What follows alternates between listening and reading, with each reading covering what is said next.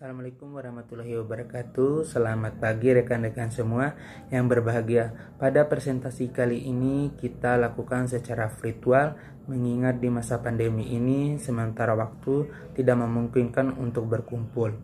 Sebelum presentasi ini dibuka, marilah kita panjatkan puji syukur kepada Allah yang telah memberikan kepada kita semua nikmat sehingga kita dapat mengikuti presentasi dalam keadaan sehat.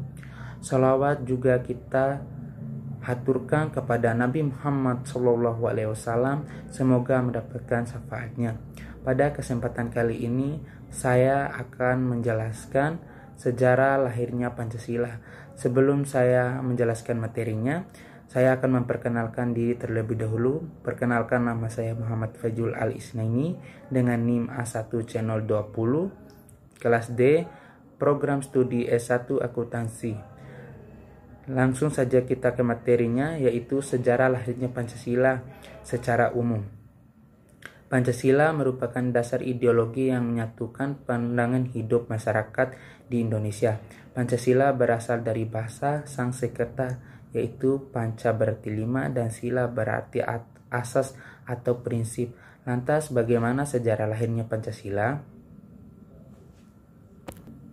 Sejarah lahirnya Pancasila. Sejarah kelahiran Pancasila bermula dari kekalahan Jepang saat peperangan Pasifik untuk menarik simpati masyarakat Indonesia.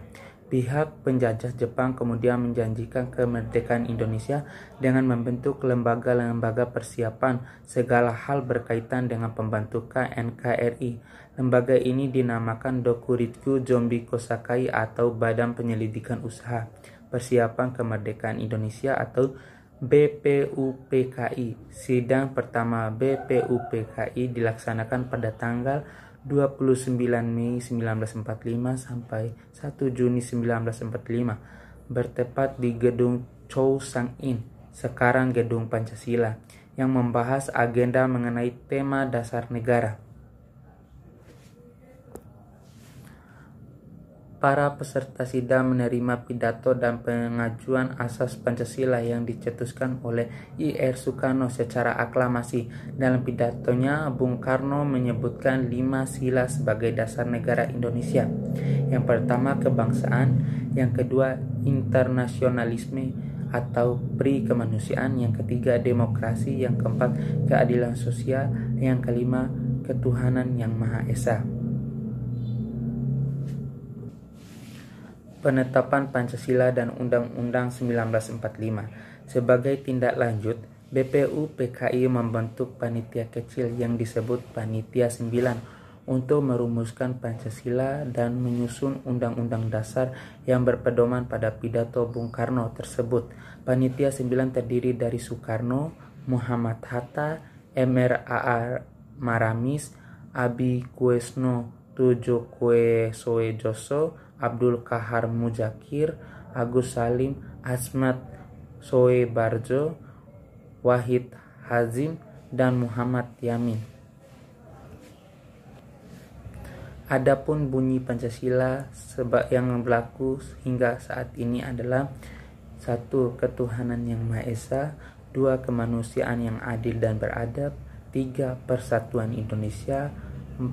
Kerakyatan yang dipimpin oleh hikmah kebijaksanaan dalam permusyawaratan perwakilan, 5. Keadilan sosial bagi seluruh rakyat Indonesia.